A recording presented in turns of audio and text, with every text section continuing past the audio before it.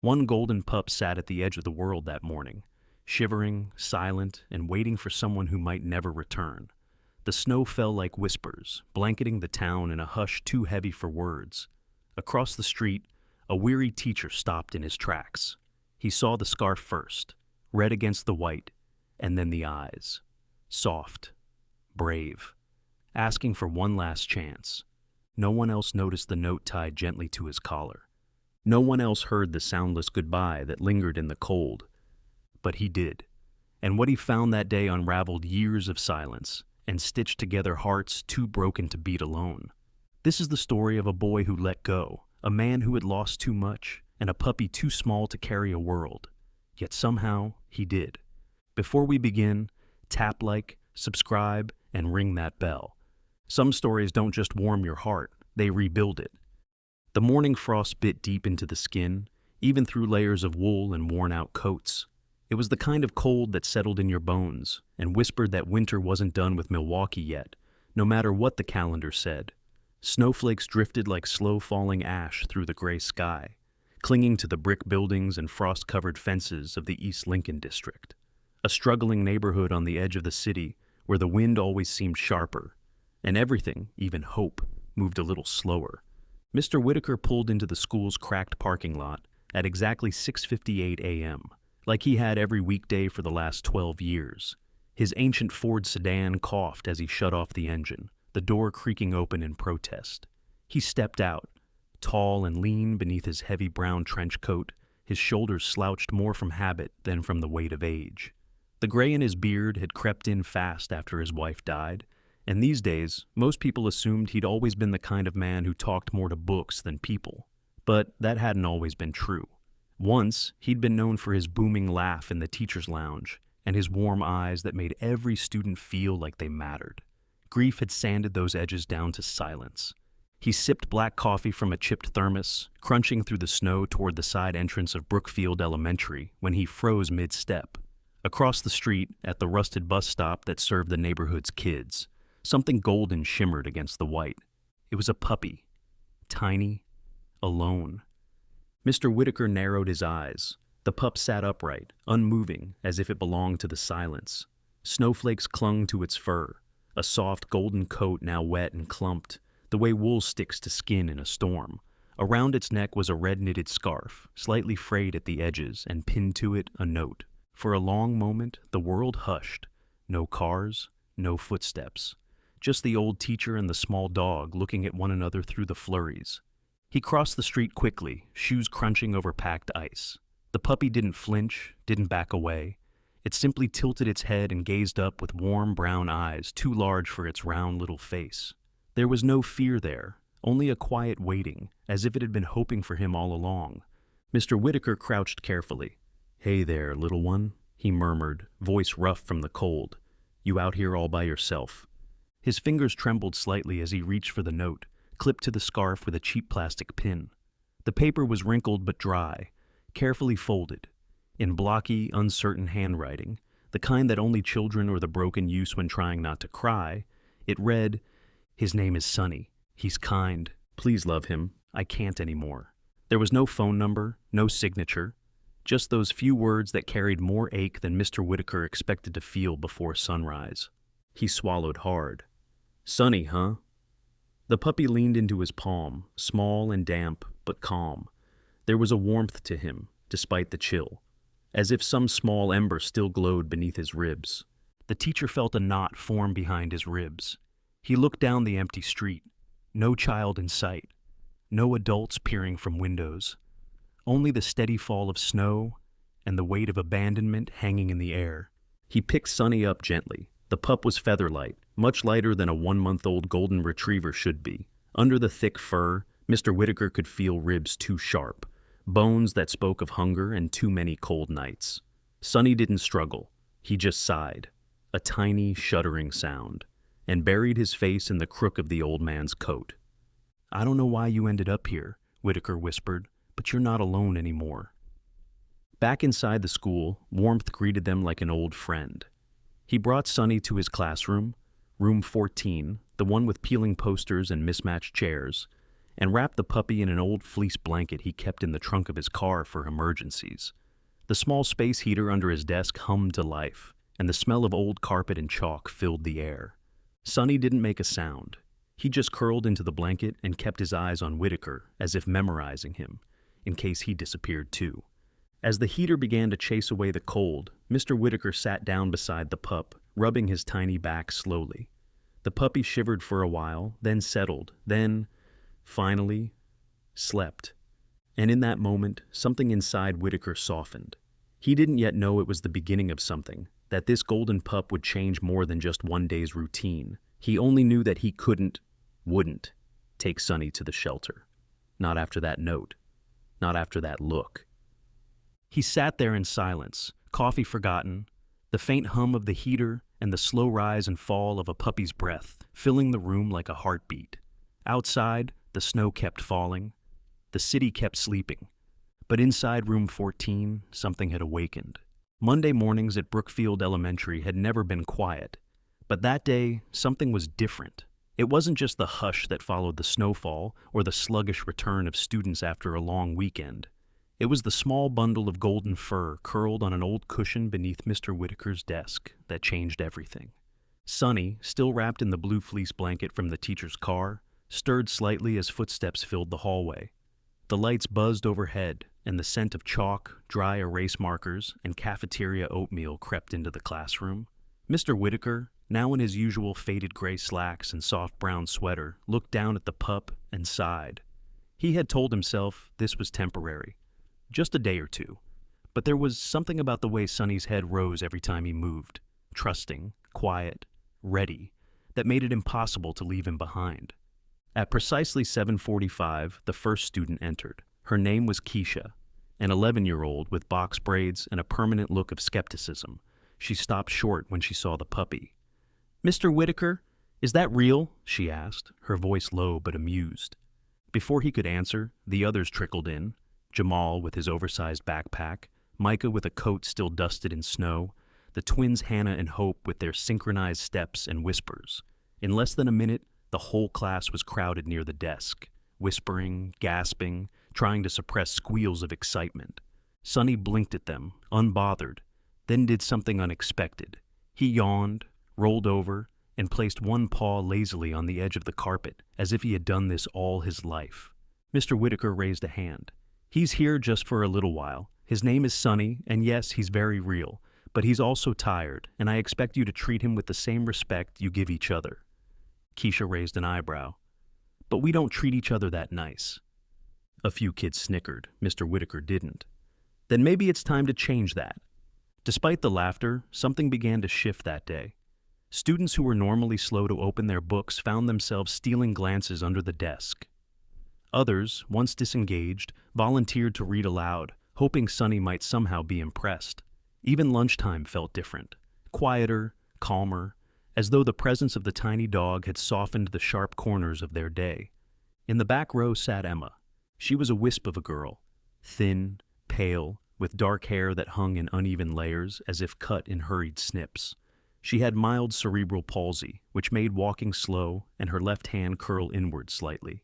She never spoke in class, never raised her hand, never smiled. Her presence was ghost-like, always there, rarely seen. Mr. Whitaker had tried everything. Gentle questions, small compliments, paired reading, but nothing had reached her. Emma lived in her own quiet world, behind thick-rimmed glasses and long sleeves even in spring. That day, during independent reading time, Sonny stretched, padded across the floor without instruction, and settled beside Emma's desk. The entire class held its breath. Emma didn't move. She didn't even look down. Sonny, without a sound, gently laid his head on her foot. Emma froze, then slowly tilted her face toward him. Her mouth twitched, just slightly, and then in the faintest, most fragile way, she smiled. No one said a word. No one dared to break the moment. But Mr. Whitaker felt something swell in his chest. Pride, wonder, and the first flicker of something he hadn't felt in years. Joy. That night, after the final bell had rung and the last student had slammed their locker shut, Mr. Whitaker stayed behind. He poured himself stale coffee in the teacher's lounge, then returned to his empty classroom where Sonny was curled beside the heater. The school echoed with loneliness after hours, but with Sonny there, it felt warmer, less hollow. Mr. Whitaker sat on the floor beside the puppy, rubbing the soft fur behind his ears. "Oh, my wife used to knit scarves," he said quietly, "just like the one you had. She made one for every student the year she got sick. Said everyone should have something warm to hold on to." Sonny looked up at him, head tilted. "I never threw them out. They still sit in the hall closet, all 52 of them." The words tumbled out, the kind of words he never shared with colleagues, not even with family. About Elaine, how the cancer had come too fast, too cruel, how the house had become too big, how silence had become his closest companion. But tonight, he wasn't alone. He sighed. "I don't know why you're here, Sonny. I don't know who let you go, but I'm glad you are." The next day, Mr. Whitaker drove Sonny to a small veterinary clinic a few blocks away. The building was modest, its blue paint faded, and its sign missing a letter. Inside, the walls were lined with photos of happy pets and thank you cards. Dr. Reuben Miles was in his early 60s, with dark skin, salt and pepper dreadlocks pulled into a short ponytail, and hands that moved with the quiet confidence of someone who had spent decades healing the voiceless. He wore a green flannel under his lab coat and had a pencil tucked behind one ear. "Looks like you've got yourself a stowaway," he chuckled, gently examining Sonny's ears and belly. "Male, about 4, maybe 5 weeks. Bit small for his breed, though. You feeding him?" "Trying," Mr. Whitaker admitted. "He eats, but not like he should." Dr. Miles hummed thoughtfully, then ran his fingers over Sonny's ribs. "Malnourished. Nothing critical, but he's definitely missed a few meals. Might have been separated from his mother early. Could explain the calmness, too. Dogs that go through trauma young sometimes don't bark much." The teacher nodded slowly. "Is he okay?" Dr. Miles smiled. "He's lucky, and tough. Give him a few weeks and some decent food, and you'll have a healthy pup on your hands." As they left the clinic, the snow had begun to melt, turning the sidewalks to slush. Sonny stepped carefully, ears perked, tail wagging faintly. Mr. Whitaker watched him and thought about all the things he still didn't know. Who had written the note? Where Sonny had come from? Why someone had let him go? But then Sonny looked up at him, eyes clear, and pressed his nose to his hand. And for now, that was enough. The scarf had begun to fray more each day. Once bright crimson, now dulled to a soft brick red, it hung loosely around Sonny's neck like a fading echo. Mr. Whitaker hadn't removed it. Not yet. Something about it felt sacred, like a lifeline, or a whisper from the past still lingering on warm puppy fur. It had been nearly 2 weeks since he had found Sonny at the bus stop. The puppy had grown livelier, his ribs less visible beneath a slowly thickening coat, and his movements more confident. Yet something in his eyes, that gentle searching, had not changed. As if in every face he passed, he was still hoping to see someone. Mr. Whitaker noticed. So, one evening, long after dismissal, he stepped into the small custodial office near the back of the school, where the scent of floor polish and old coffee lingered in the air. Inside sat Cheryl Maynard, the morning bus coordinator and unofficial school historian. She was a broad-shouldered woman in her early 50s, with cropped salt blonde hair, skin sun-worn and freckled, and hands always stained with ink or oil. Her laugh was loud and contagious, but her eyes had a softness that saw more than most. "Evening, Whit," she said without looking up from her clipboard. "Cheryl," he began carefully, "you work the front loop most mornings, right?" She nodded. "Been doing that since before half these kids could walk. Have you seen this scarf before?" He held it up gently, fingers brushing the fabric. Cheryl froze. Her lips parted, and her expression shifted to something caught between recognition and ache. "That pup you've been bringing in," she said slowly. "That's his scarf?" Mr. Whitaker nodded. "I think someone left him there on purpose. I just don't know who." Cheryl exhaled, leaning back in her chair. "Yeah, I remember him. Week before last, right at the stop. He'd sit real still like he was waiting. Same time every morning. I thought he belonged to one of the nearby apartments. Never saw anyone drop him off." Mr. Whitaker ran a hand down his face. "I keep thinking, a child must have left him. The handwriting on the note, the scarf. It doesn't feel like something an adult would do." Cheryl nodded.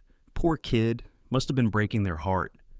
That thought haunted him for days. And then, On a Tuesday morning soaked in mist, Mr. Whitaker saw him. The boy sat alone near the edge of the playground, where the chain-link fence bent slightly inward and the grass grew wild. He was small for his age, thin, with skin the color of maple bark and a mop of tightly curled hair that was slightly overgrown. He wore a faded red windbreaker, too big for his frame, and his jeans were frayed at the hem. Mr. Whitaker wouldn't have noticed him, not really, if not for the scarf. It peeked out of the boy's backpack, unmistakable in texture and color, even worn. The teacher crossed the field slowly, hands in pockets. "Hey there," he said gently. "Mind if I sit?"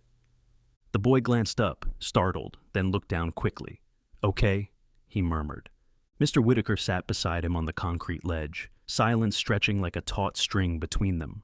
For a while they watched the other kids running across the field, screaming, laughing, slipping in mud. "I've seen you before," Whitaker said softly. "You're Noah, right? Mrs. Henderson's class?" The boy nodded. They sat a moment longer. "That's a nice scarf," Whitaker added, keeping his voice casual.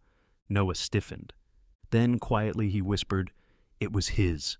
Whitaker said nothing, just waited. I used to have a dog. A puppy. I named him Sonny because his fur looked like sunshine.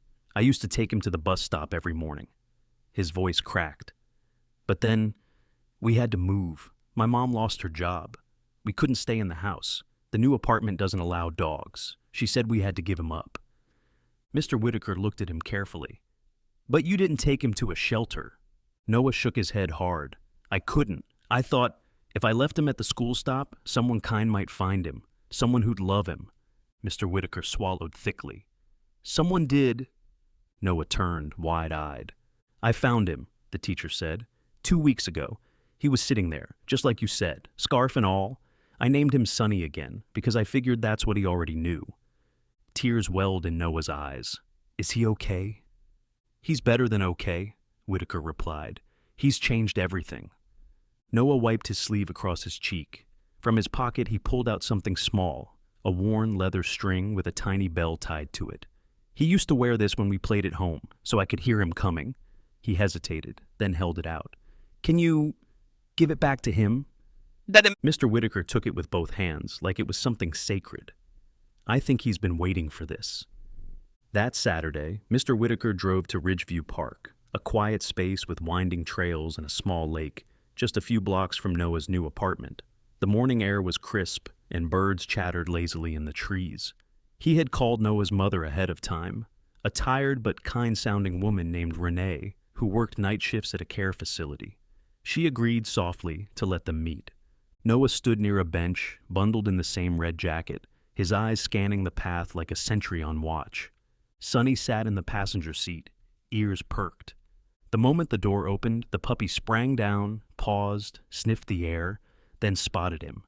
His tail began wagging, slowly at first, then faster until it blurred. With a short bark, the first real bark Mr. Whitaker had heard, Sonny bolted toward Noah. The boy dropped to his knees. "Sonny!" he cried, arms outstretched. The collision was gentle chaos, fur and laughter, paws and hugs, and somewhere in the middle, 1,000 words that didn't need to be spoken. Sonny licked Noah's cheeks as if erasing the time they'd spent apart. Mr. Whitaker stood a distance away, blinking against the light. There was a knot in his throat he didn't try to speak through. Eventually, Noah looked up. "Thank you," he whispered, "for loving him." Mr. Whitaker smiled. He made it easy. Noah gently tied the bell back onto Sonny's collar. The puppy sniffed it, then laid it at Mr. Whitaker's shoe. And just like that, a full circle closed. By the time February settled over Milwaukee like a soft, wet blanket, Sonny had become more than a presence. He was a ritual. Every morning, he'd trot beside Mr. Whitaker down the icy sidewalk, nose low, tail swaying gently like a metronome. The students no longer gasped when they saw him. They greeted him with nods, whispered greetings, even high fives. Somehow, Sonny had slipped into the fabric of the school day without effort or protest, like a quiet heartbeat. Brookfield Elementary was not a glamorous place. The paint peeled along the windowsills. The radiators hissed with inconsistent heat. But lately, even with the broken heaters and cracked tiles, the building seemed warmer. There was something new in the air, gentler voices, softer footsteps, an ease that had no name but was felt in the corners of every classroom. Sonny had become what the children called their class puppy, though he rarely stayed in one place. He moved from room to room during breaks, stopping by to nuzzle a hand, curl near a desk, or simply sit beside someone who needed company more than they knew. In room 14, Emma had changed. Not dramatically, not in the way movies portrayed transformation, but in subtle, sacred ways. She now wore her hair tied back in a loose ponytail, the jagged ends pulled away from her face. Her clothes remained plain, her steps still tentative, but she looked up more often. Sometimes, when she thought no one noticed, she even smiled. One Wednesday afternoon during a quiet indoor recess, the school counselor, Miss Halverson, had stopped by. She was in her early 40s, tall and broad-shouldered, with short chestnut hair and a wardrobe made entirely of earth tones. Known for her patience and fierce belief in second chances, she had worked at Brookfield for over a decade. Still, even she had been surprised when Emma agreed to her first group therapy circle, and even more so when she chose to speak. Emma sat beside Sonny, her hand resting gently on his back. The circle of students leaned in. There was no drama in her voice, only tremor. Sometimes, I don't know how to talk to people, but when Sonny's here, it's like he listens anyway. Silence fell over the room. Miss Halverson blinked back the shimmer in her eyes. "That's very brave of you, Emma," she said. Afterward, in a rare moment of spontaneity, Emma had thrown her arms around Sonny's neck, buried her face in his fur, and cried. Not the sobbing of panic or shame, but the kind that comes when a wound is finally seen. Mr. Whitaker watched from the doorway, his hand pressed lightly to his chest. That same week, Principal Daria Jenkins began to take notice. A former high school debate coach turned administrator, she was known throughout the district as exacting and principled, the kind of woman who wore blazers with steel gray shoulder pads and heels that never made a sound. In her late 50s, tall and reed thin, her jet black hair was always tied in a tight chignon. Her voice, though low, could silence a room with a single phrase. She had not been particularly fond of dogs or mess, and had initially raised an eyebrow when Sonny began appearing on campus.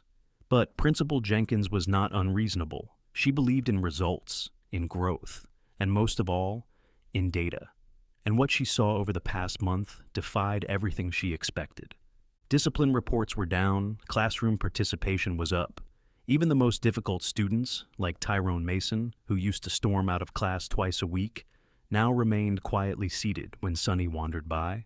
Tyrone had even started reading aloud during library hour, his voice shaky but determined. One Thursday morning, Principal Jenkins stood at the back of room 14, arms crossed, as Sonny walked calmly among the rows of desks. He paused at Emma's side, then moved toward the window where Jamie Chen, the shy boy who stuttered, sat with a book open in his lap. Jamie looked down at Sonny, then back at the page, and began to read. After class, Jenkins approached Mr. Whitaker. "May I speak with you?" He followed her to the front office, Sonny trailing behind. Inside her glass-walled office, she motioned for him to sit, then handed over a flyer. It was crisp, printed in full color. Across the top were the words, "Therapy Dog Certification Program, Midwestern Companion Institute." She folded her hands. "I've been watching. Sonny is not just a good dog, he is a catalyst, a balm, and more importantly, a connector. Children respond to him in ways we can't manufacture." Mr. Whitaker studied the flyer, unsure what to say. "He wouldn't have to leave the school," she continued, "not if you're willing to commit to the process. It's a few weeks of training, some evaluations, but the benefits could be considerable." He nodded slowly. "He's still so young." Jenkins gave a rare, soft smile. "So are they." That night, Mr. Whitaker sat at his small kitchen table, the flyer in front of him, the kettle whistling low in the background. Sonny lay at his feet, the bell around his collar jingling faintly when he shifted. Whitaker thought of Emma's smile, of Jamie's steady voice, of Noah's face at the park. He ran a hand over the flyer and whispered, "What do you think, partner?" Sonny raised his head, blinked, and thumped his tail against the floor. It wasn't a yes, but it wasn't a no either. The first day of training arrived beneath a cold March sky. Clouds stretched thin like pale gauze across a slate horizon.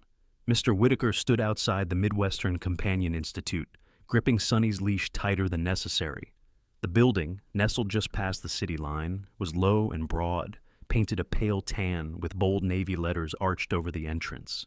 He exhaled into his scarf, glanced down at the golden blur beside him, and whispered, "You ready, partner?" Sonny, now nearly 3 months old, stood still and alert.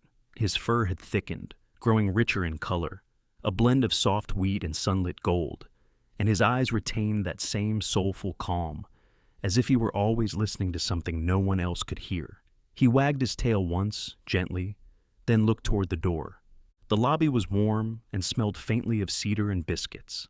A young woman at the front desk, Clara, according to her tag, greeted them with a smile. Clara was petite, with cinnamon-colored curls piled atop her head and freckles scattered across her cheeks like constellations. She moved with quiet confidence and addressed Sonny first.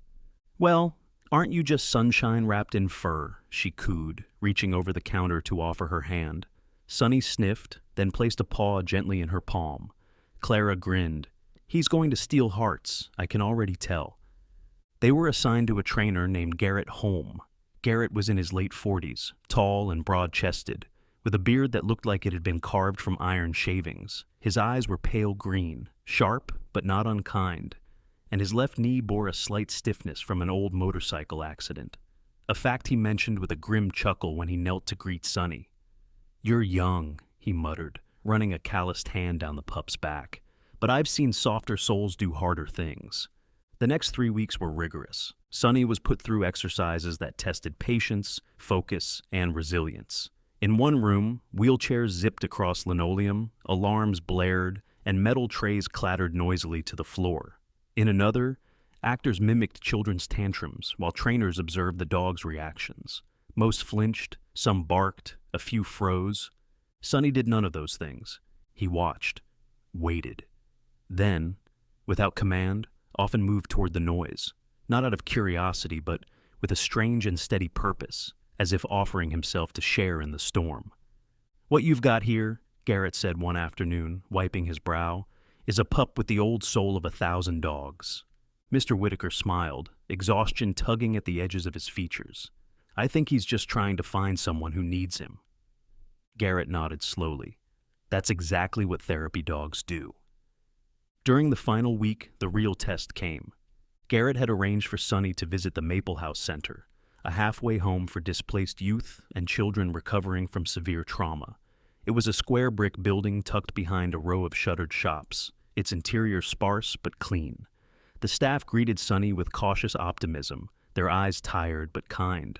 One child in particular had drawn Garrett's attention, Benji, a boy of 10, mute since his parents' deaths in a fire 6 months earlier. He had short dark hair cropped close to his scalp, olive skin with small burn scars along his right forearm, and a stare so hollow it chilled everyone who met it. He rarely moved, never spoke, never cried. Benji sat in the corner of the rec room, knees tucked under his chin, gaze fixed on the scuffed linoleum. Garrett looked at Mr. Whitaker and simply said, "Let Sonny choose." Sonny was released from his leash. He sniffed the air, took a few steps, then walked directly to Benji. The room held its breath. Sonny didn't nudge, didn't bark. He simply lay down, a few inches from the boy, curled his small body into a quiet crescent, and placed his chin on his paws. Nothing happened for minutes, 10, then 15, and then Benji reached out. It was subtle. A hand, trembling, slid across the floor and rested against Sonny's side.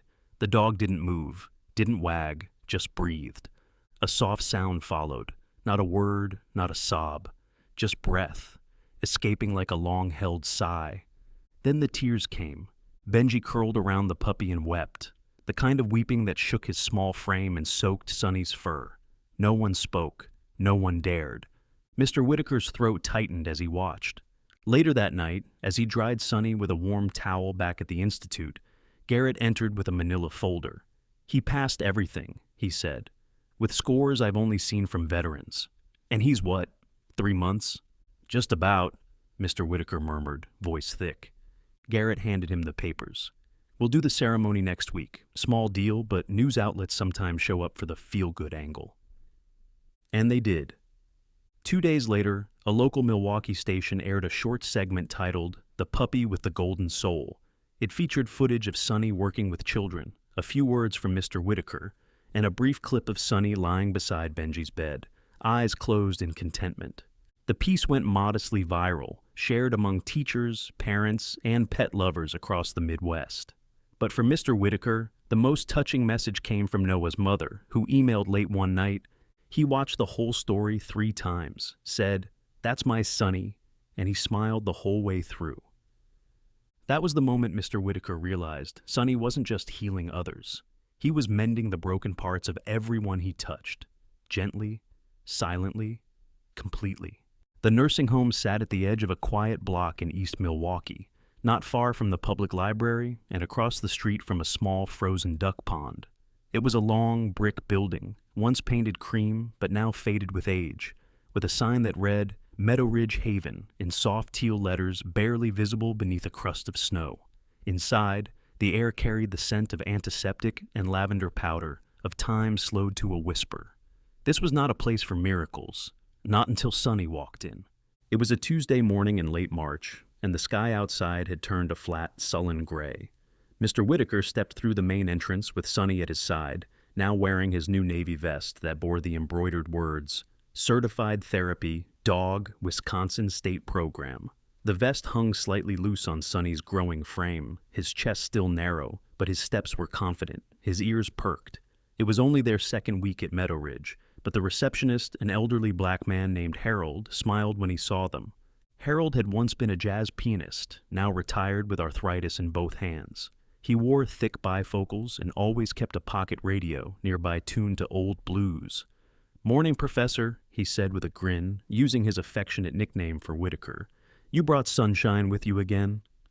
Sonny trotted ahead as Harold buzzed them through the security doors. In the common room, faded recliners circled a muted television, and puzzles lay half-finished on plastic tables.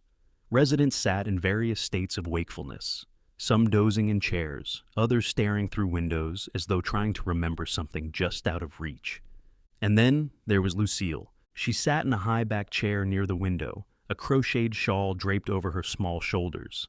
Lucille was in her late 80s, tall once but now hunched, with thinning white hair pinned up by a silver clip and hands that trembled with every breath. Her face was pale but elegant, like a porcelain doll dulled by decades. She had advanced dementia, according to the staff, and rarely spoke more than a few fragmented words. Most days, she repeated the same thing. "Where's Bibi? Have you seen Bibi?" No one knew who Bibi was, a childhood toy, a lost daughter, a faded memory. That first day when Sonny approached her chair, Lucille had tensed, her eyes, usually clouded and wandering, suddenly focused.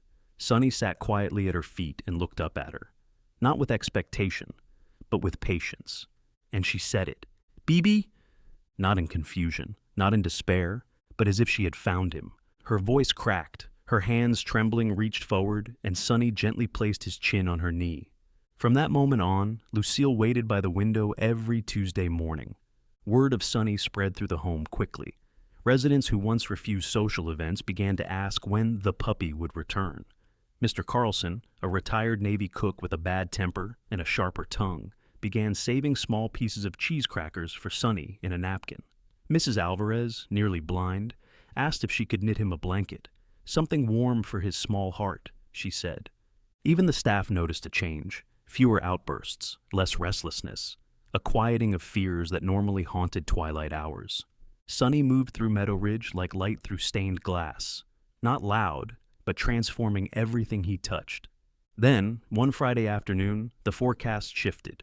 The snow began as flurries. By evening, it was a storm. The kind of storm that halts cities, silences roads, buries doorways.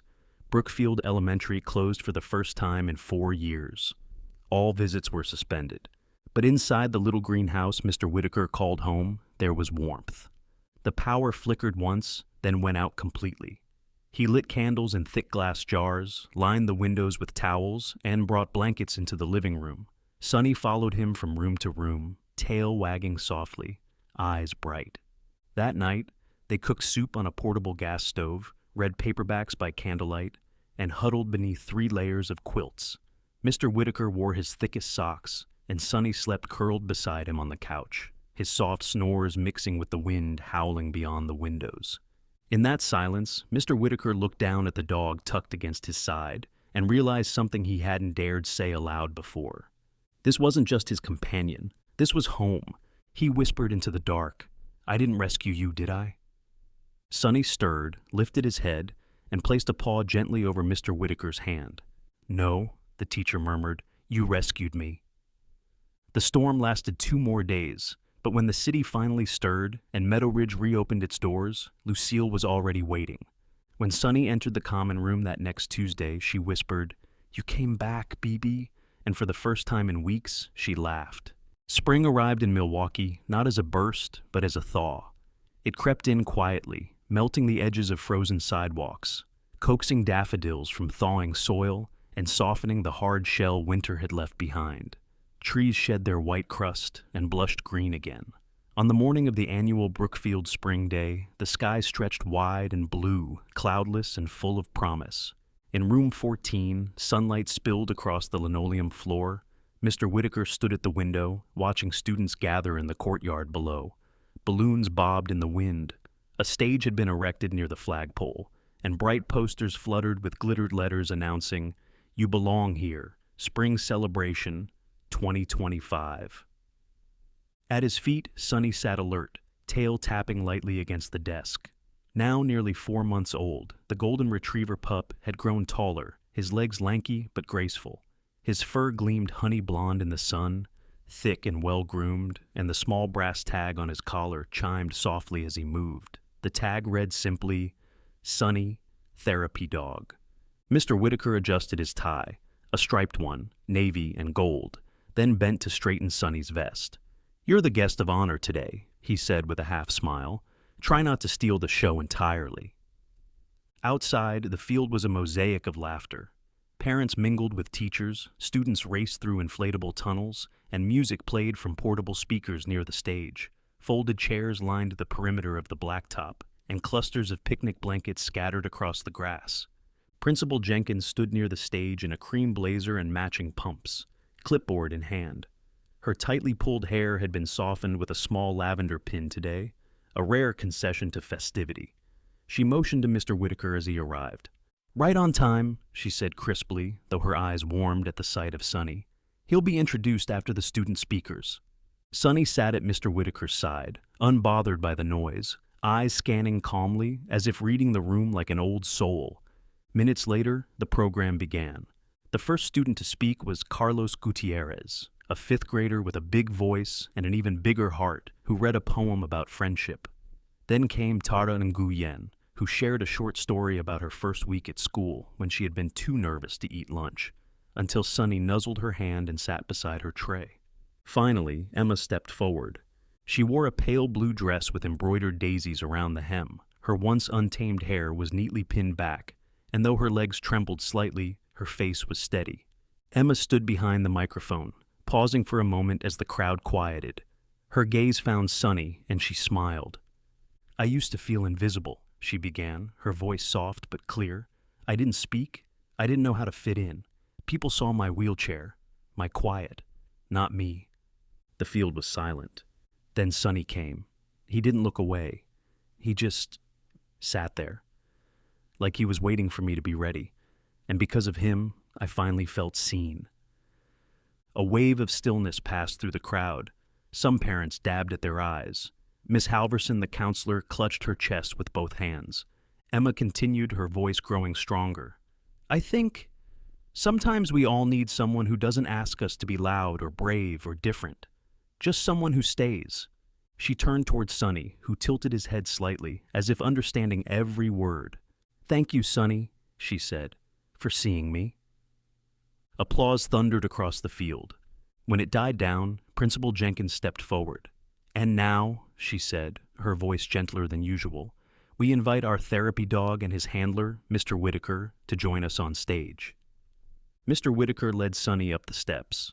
As they stood beneath the school banner, he took the microphone and cleared his throat. "I've been a teacher for 23 years, he began. "But this year, I learned more than I ever expected, from a puppy no taller than a desk." The crowd chuckled softly. I watched students come alive. I watched silence become conversation, pain become laughter, and a cold winter turn into something warm again. All because of Sonny.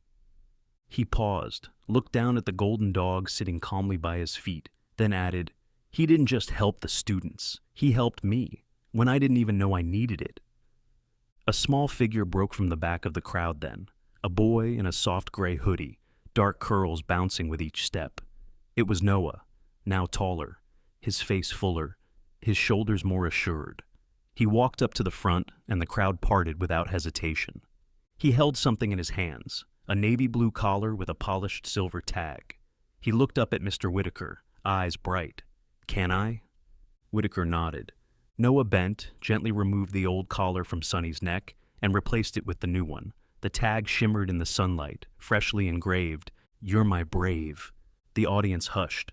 Noah whispered something inaudible, then hugged Sonny fiercely. Mr. Whitaker stepped back, giving them space. For a long moment, the boy and the dog simply held each other, a reunion that needed no explanation. Later, as games resumed and music picked back up, Sonny remained on a patch of grass beneath the old oak tree near the back fence. He lay curled, ears drooped gently, paws tucked, watching children run with kites and paper crowns. Mr. Whitaker sat beside him on the blanket, a thermos of lemonade in one hand. "You did good, kid," he murmured. Sonny looked up, eyes warm. He shifted closer and rested his head on Whitaker's lap. From across the field, Emma waved. Lucille's granddaughter, visiting the school that day, had brought her grandmother to the event in a wheelchair. Lucille spotted Sonny and softly said, "There's my BB." The sun stretched across the field, golden and soft, and in the midst of it, a small dog sat quietly, ears down, surrounded by 100 stories of healing. He had come from silence, from a cold morning and a red scarf, but now he sat in the warmth of a spring afternoon where every gaze turned toward him was filled with gratitude. Sonny didn't need to speak. He was enough just by being. Sometimes miracles don't come wrapped in thunder or light.